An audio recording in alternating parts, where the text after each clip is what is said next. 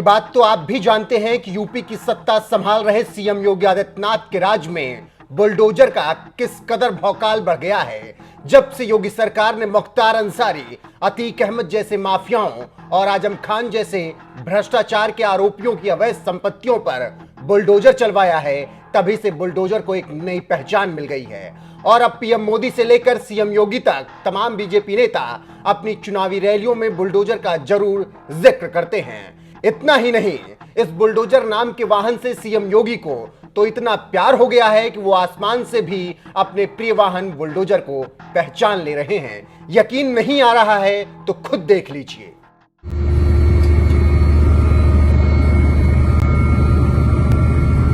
वहां देखो बुलडोजर भी खड़े हैं, वहां देखो बुलडोजर भी खड़े हैं, वहां देखो बुलडोजर भी खड़े हैं मेरी सभा में।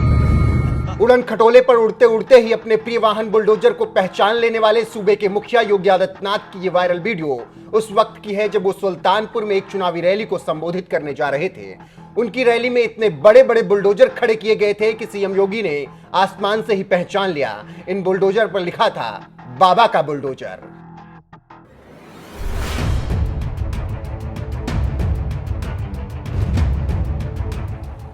इतना ही नहीं, सीएम योगी जब रैली को संबोधित करने लगे तो इस दौरान लोगों ने जय हो बुलडोजर बाबा के नारे भी लगाए।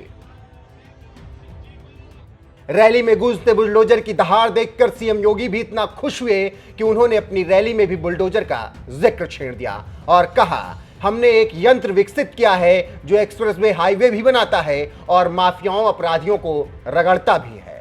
सरकार की नीयत साफ है, काम दमदार है और दमदार काम के लिए जनता जनार्दन का आशीर्वाद है। और आशीर्वाद जब है तो भाइयों बहनों, उसमें हम लोगों ने एक यंत्र विकसित किया है।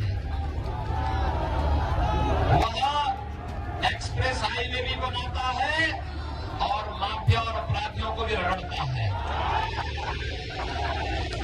मैं जब आ रहा था, मैं देख रहा था यहाँ पीछे 4-4 बुलडोजर खड़े हैं। 4-4 है, एक भी नहीं। मुझे लगता है 5 विधानसभा है, एक में भेज देंगे ना सबको, सब भेज देंगे। आपको बता दें, एक तरफ जहां सीएम योगी अपनी रैलियों में बुलडोजर का खूब इस्तेमाल कर रहे हैं, तो वहीं दूसरी तरफ देश के गृह मंत्री अमित शाह भी अपनी रैलियों में लगातार यूपी की जनता को बता रहे हैं कि कभी सपा बसपा के राज में चुनाव लड़ने वाले अतीक अहमद और मुख्तार अंसारी जैसे बाहुबली नेता आज जेल में बंद हैं। इतना ही नहीं, अखिलेश यादव के सबसे करीबी माने जाने वाले आजम खान भी योगी राज में जेल के अंदर हैं और अखिलेश उन्हें रामपुर से टिकट देकर जेल से ही चुनाव लड़ाने में जुटे हुए हैं। बहरहाल, इन सब के बीच अमित शाह ने कुछ ही दिनों पहले मुख्तार, अतीक, आजम के बारे में क्या कुछ कहा था, आइए आपको सुनाते हैं। मैं आपको बताने आया हूं भैया, ये तो माफियाओं की भूमि है। हमारा संगम लाल यहाँ बैठा है, हमेशा कहता है कि यहाँ माफियाओं का त्रास है। योगी जी ने पूरे उत्तर प्रदेश को माफियाओं से मुक्त किया है। मैं कहकर जाता हूं, इक्का दुक्का बच गए ना, उसको भी साफ करने का काम अगले 5 साल में हम कर देंगे। कानून और व्यवस्था को योगी जी ने संभालने का काम किया है। डकैती में 72% कटौती करी है, लूट में 62% की कटौती करी है, हत्या में 31% की कटौती करी है, अपहरण में 29% का कमा करने का काम भारतीय जनता पार्टी की सरकार ने करा है और बलात्कार में 50% की कमी करने का काम ये भारतीय जनता पार्टी की सरकार ने किया। भाइयों बहनों युवाओं, 2000 करोड़ रुपए की जमीन ये भूमाफिया कब्जाए हुए थे, उसको खाली कराने का काम और गरीबों को देने का काम योगी आदित्यनाथ की सरकार ने किया है।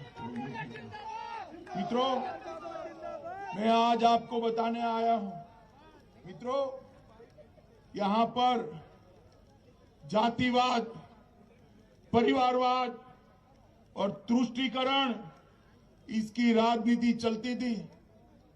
हमने जातिवाद भी समाप्त किया है, परिवारवाद भी समाप्त किया है, तुष्टीकरण भी समाप्त किया है। मित्रों, आज मुझे बताओ, वो आजम खान बड़े तुरम खान बनकर घूमते, कहां है? जोर से बोलो भाई, कहां है? ये अतीक अहमद कहां है? ये मुख्तार अंसारी कहां है? अगर अखिलेश गलती से आ गए, अखिलेश गलती से आ गए तो ये जेल में रहेंगे क्या? क्या चाहते हो? जेल में चाहते हो या बेल में चाहते हो? जोर से बोलो, क्या चाहते हो? अरे जेल में रखना है तो फिर से भारतीय जनता पार्टी की सरकार बनानी पड़ेगी। मित्रों, आप सभी लोग बताओ मुझे। अरे यार सुनो तनिक, सुन लिया तुझे, तू सुन मुझे। भाइयों बहनों, मुझे बताओ, एक कश्मीर जो है वो भारत का अभिन्न अंग है या नहीं है? भारत के साथ रहना चाहिए या नहीं रहना चाहिए? मोदी जी धारा 370 हटाना चाहते थे। 5 अगस्त 2019 को मोदी जी ने फैसला किया कि धारा 370 नहीं रहेगी और कश्मीर हमेशा के लिए भारत के साथ जुड़ जाएगा। मित्रों, मगर ये सपा बसपा कांग्रेस, सपा बसपा कांग्रेस पार्टी ये विरोध करने लगी। अखिलेश जी खड़े हो गए, मुझे बताने लगे, गृह मंत्री जी अगर धारा 370 हटी तो देश में खून की नदियां बहेगी, नदियां बहेगी। अरे अखिलेश बाबू, किसको डरा रहे हो भाई? हम नहीं डरते किसी से। मित्रों, मोदी जी ने धारा 370 को 5 अगस्त 2019 को हटाने का काम कर दिया। और अखिलेश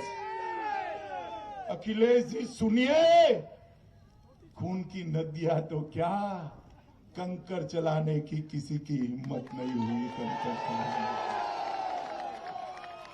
माताओं भाइयों बहनों, ये भारतीय जनता पार्टी की सरकार, हम जो कहते हैं वो करते हैं।